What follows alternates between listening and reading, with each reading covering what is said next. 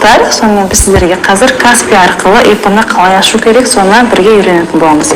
Каспиге кіреміз, госуслуги бөлімін таңдаймыз, зарегистрировать ИП-ны басамыз.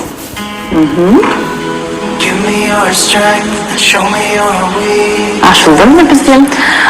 Яғни өздеріңіздің ИП-ларыңыздың атын жазасыздар. Келесіде және өздеріңіздің қалаларыңызды болмаса облыстарыңызды таңдайсыздар. Бізде Алматы қаласы. Сонымен қатар налоговый органды таңдайсыздар. Бізде Наурызбайский район және де өздеріңіздің көшелеріңізді и және де үйдің болмаса офистің номерін жасаңыз бұл. Бізде 19. Енді кеттік. Сәл күтеміз, 100% толу керек.